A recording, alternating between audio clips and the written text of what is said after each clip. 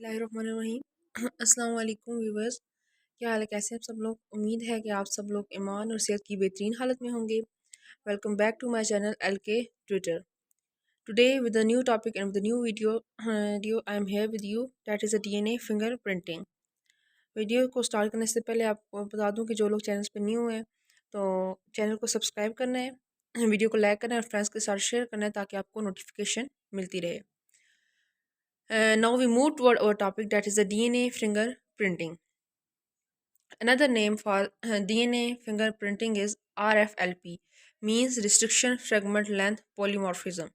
इसका मतलब ये है कि जिस वक्त भी हम DNA की फिंगरप्रिंटिंग क्या है कि हम दो DNA के ह्यूमंस को, मतलब दो ह्यूमंस का DNA लेंगे, इसको हम लोग कंपेयर करेंगे, ठीक है। और हम लोग देखते हैं, जिसको हम कंपेयर करते हैं तो हम देखते हैं कि 99% जो DNA है, ठीक है, दोनों ह्यूमंस का वो आइडेंटिकल है या सेम है, सिमिलर है मीन्स। और जबकि 0.01% जो डीएनए है वो क्या है, डिसिमिलर है, मीन्स कि जो ज़्यादा पोर्शन है डीएनए का दो ह्यूमंस के बीच में वो क्या है, सिमिलर है। और जो मतलब कम पोर्शन मीन्स कि 0.01% जो है वो डीएनए का पोर्शन वो डिसिमिलर है, मीन्स कि डिफरेंट है। अब ये जो 0.01% डिसिमिलर पैटर्न है ना, इसकी वजह से इंसान के अंदर, ठीक है, ह्यूमन के अंदर फिनोटिपिकली और जीनोटिपिकली क्या आते हैं, डिफरेंस आते हैं या वेरिएशंस आती हैं, ठीक है। कि मीन्स इनका आई कलर चेंज हो जाता है, ठीक है, जेनेटिकली मॉडिफिकेशन होती है उनके अंदर। या फिर इसके अलावा उनका हेयर कलर चेंज होता है, ठीक है। मतलब ये जो चेंजेस आती हैं फिनोटिपिकली या फिर जेनेटिकली उनके अंदर कुछ चेंजेस आएंगी या फिर उनकी फिजिकल अपीयरेंस में कुछ चेंजेस आएंगी, वो किस वजह से होंगी, क्योंकि वो डीएनए के जो डिसिमिलर डीएनए है वो यही है, वो कितने परसेंट है, 0.01% है, ठीक है। तो अब कहते हैं कि फिनोटाइप और जीनोटाइप में जो वेरिएशंस आएंगी वो कहाँ पे आएंगी, रिस्ट्रिक्शन साइट ऑफ डीएनए के अंदर, ठीक है। वेरिएशन तो आएंगी, जाहिर सी बात है, अगर ये डिफरेंस आ रहा है हर ह्यूमन के अंदर तो वो हर ह्यूमन के अंदर फिनोटिपिकली और जीनोटिपिकली भी ये डिफरेंस आएगा, मीन्स के वेरिएशंस आएंगी। और ये वेरिएशंस कहाँ पे आती हैं, डीएनए की रिस्ट्रिक्शन साइट पे ये वेरिएशंस आती हैं। और ये ही रिस्ट्रिक्शन साइट हमारे पास आइडेंटिफाई करती हैं एन इंडिविजुअल को, ठीक है। मीन्स के अब कोई भी एक रिस्ट्रिक्शन साइट है और वहाँ पे वो डिफरेंस आ रहा है, ठीक है। अगर वहाँ पे वो डिफरेंस आएगा, फॉर एग्जांपल, ठीक है, हम कहते हैं कि ये एक रिस्ट्रिक्शन साइट है, फॉर एग्जांपल ये साइट है डीएनए के ऊपर, ये एक साइट है रिस्ट्रिक्शन साइट। और ये क्या है कि ये अब इसके अंदर चेंजेस होंगे ना, ये एक के अंदर और है और दूसरे के अंदर यहाँ पे है, यही चीज़, ठीक है। मीन्स कि इसके अंदर डिफरेंस आ गया। अब डिफरेंस जो आएगा यही इन दोनों ह्यूमंस को आपस से डिवाइड करेगा, डिफ्रेशिएट करेगा, ठीक है। अब एग्जांपल हम देख लेते हैं जिससे आपको ज़्यादा क्लियर हो जाएगा। एक ह्यूमन है ए, ठीक है, ह्यूमन बॉडी या ह्यूमन हम ले लेते हैं ए, और दूसरा बी है। ए से हम लोगों ने डीएनए ले लिया, बी से भी डीएनए ले लिया। अब वो कहता है कि ए के पास जो रिस्ट्रिक्शन साइट है वो कितनी है, 3 रिस्ट्रिक्शन साइट है।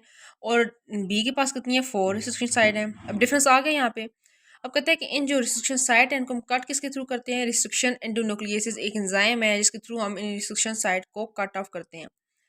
अब मतलब ये है कि इसके अंदर 3 इसके अंदर 4, यही है कि ये इन 3 और 4 का डिफरेंस ये बता रहा है कि इसके अंदर क्या आ गई है, वेरिएशन आ गई है, डीएनए के अंदर वेरिएशन आ गई है। जिस वक्त डीएनए के अंदर डिफरेंस आएगा, ये वेरिएशन आएगा, तो इसका मतलब उसको फिनोटिपिकली या जीनोटिपिकली भी इसके अंदर वेरिएशन आएंगी, ठीक है।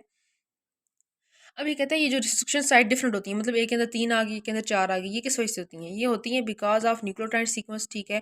कि एक ह्यूमन बॉडी के अंदर न्यूक्लियोटाइड का सीक्वेंस जो होता है वो डिफरेंट हो गया, ठीक है, उसके अंदर ज़्यादा न्यूक्लियोटाइड आ गए, दूसरे के अंदर कम आ गए, इस वजह से भी ये डिफरेंस हो सकता है। इसके अलावा हमारे पास लेंथ जो होती है, ठीक है, उसके अंदर डिफरेंस आ सकता है। या फिर फ्रेगमेंट जो है, ठीक है, जो कि डीएनए के को ज्वाइन करते हैं, ठीक है, डीएनए फ्रेगमेंट वो भी डिफरेंट हो सकते हैं, ठीक है, ये कम ज़्यादा हो सकते हैं। इस वजह से हमारे पास इनकी जो डिफरेंस है रिस्ट्रिक्शन साइट में ये आया है, ठीक है।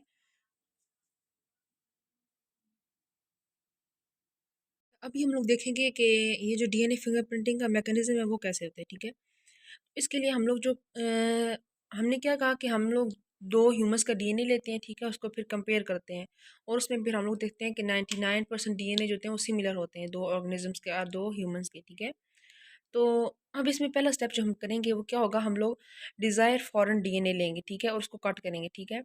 मीन्स कि जो हमारी मर्ज़ी का डीएनए है उसको हम लोग लेंगे और उसको क्या करेंगे, कट करेंगे, किसके थ्रू, रिस्ट्रिक्शन एंजाइम के थ्रू। जिस तरह हमने पढ़ा कि रिस्ट्रिक्शन एंडोन्यूक्लियोसिस एक एंजाइम है जो कि कट करता है डीएनए को, ठीक है। ठीक है। अब इसका क्या काम है, ये जो रिस्ट्रिक्शन एंजाइम है ये क्या करेगा, रिस्ट्रिक्शन साइट को रिकग्नाइज करेगा, ठीक है। और फिर जो डबल स्टैंडर्ड डीएनए हमने डिजायर डीएनए डबल स्टैंडर्ड था उसको हम लेके उसको इस रिस्ट्रिक्शन एंजाइम के थ्रू कट करेंगे। किस में कट करेंगे, सिंगल स्टैंडर्ड डीएनए में, ठीक है। किस में कट कर देंगे? सिंगल स्ट्रैंडेड डीएनए में। और ये सिंगल स्ट्रैंडेड डीएनए में हमारे पास क्या होगा? स्टिकी या अनपेयर्ड न्यूक्लियोटाइड्स होंगे, ठीक है। अब वो सिंगल स्ट्रैंडेड हो गया ना, वो पेयर्ड न्यूक्लियोटाइड्स तो नहीं रहे उसके अंदर। डीएनए आपको पता है होता ही डबल स्ट्रैंडेड है। तो जिस वक्त सिंगल स्ट्रैंडेड होगा तो उसके अंदर जो हमारे पास न्यूक्लियोटाइड का सीक्वेंस है वो क्या हो जाएगा? अनपेयर्ड हो जाएगा, ठीक है। फिर क्या करेंगे हम लोग? ये जो डीएनए के फ्रेगमेंट है इनको फिर हम मतलब ये जो अनपेयर्ड न्यूक्लियोटाइड्स है इसके फ्रेगमेंट बन जाएंगे, उनको हम लोग सेपरेट करेंगे थ्रू द इलेक्ट्रोफेरोसिस, ठीक है। किसके थ्रू? इलेक्ट्रोफेरोसिस के थ्रू इन डीएनए फ्रेगमेंट को सेपरेट करेंगे, ठीक है। ये वो वाला डीएनए की बात करें जो हम लोगों ने फॉरेन डीएनए लिया था अपनी डिज़ायर का, ठीक है, किसी बाहर से लिया था जो हमारी बॉडी के अंदर इंसर्ट नहीं हुआ, ठीक है। अभी उसके साथ हम ये सारा प्रोसेस करेंगे। अच्छा, अब ये जो डीएनए के फ्रेगमेंट हैं उनको हम लोगों ने सेपरेट करना है किसके थ्रू? इलेक्ट्रोफेरोसिस के थ्रू। अब क्या करेंगे? ये जो डीएनए के फ्रेगमेंट हैं इनको हम इलेक्ट्रोफोरिक मशीन में डालेंगे। आपको पता है कि डीएनए क्या होता है? नेगेटिवली चार्ज होता है, ठीक है। इलेक्ट्रोफोरिक मशीन में इलेक्ट्रोड्स लगे होंगे, ठीक है। तो आपको पता है कि डीएनए नेगेटिवली चार्ज क्यों होता है? Because of the phosphate group, ठीक है, जो कि डीएनए के अंदर प्रेजेंट होता है। अगर आप स्ट्रक्चर देखें, ठीक है, तो ये फॉस्फेट ग्रुप की वजह से डीएनए जो होता है वो क्या होता है? नेगेटिवली चार्ज होता है। अब ये जो नेगेटिवली चार्ज डीएनए है ये किसकी तरफ मूव करेगा? पॉजिटिव इलेक्ट्रोड की तरफ, ठीक है। नेगेटिव और पॉजिटिव की अट्रैक्शन होगी, ठीक है। अब कहते हैं कि जो उसकी तरफ मूव करेगा। अब इसको डीएनए को विजुलाइज करने के लिए, देखने के लिए हम एक फ्लोरोसेंट कलर यूज़ करेंगे, that is called the ethidium bromide, ठीक है।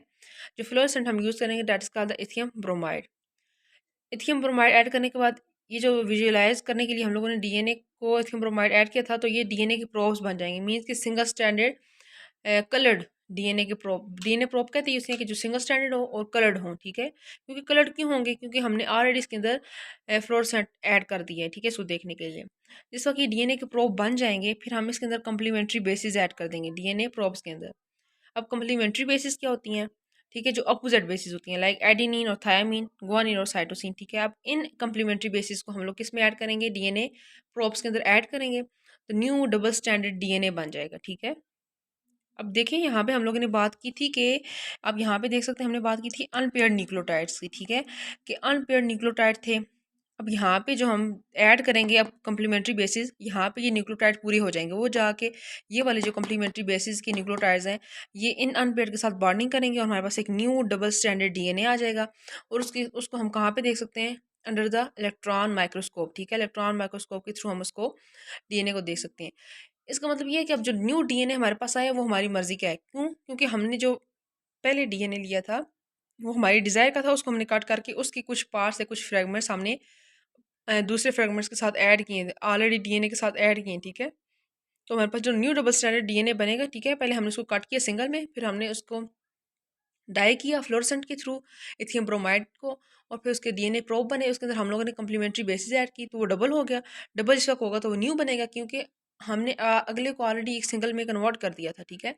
तो डबल जो डीएनए बनेगा, डबल स्टैंड डीएनए को, उसको हम किसके थ्रू देखेंगे? इलेक्ट्रॉन माइक्रोस्कोप के through. So this is all about today. If you have any question, then you can ask me in the comment box. I will answer you inshallah. And today I have discussed the DNA fingerprinting. ठीक है, होता क्या है और इसकी example और इसका mechanism कि किस तरह से होता है और क्या क्या इसकी रिक्वायरमेंट्स होती हैं। तो जो लोग चैनल पे नहीं हुए, again please subscribe the channel. Video को लाइक करना है और फ्रेंड्स के साथ शेयर करना है ताकि आपको नोटिफिकेशन मिलती रहे। अपनी दुआ में याद रखना है। Thank you so much. Allah हाफिज़।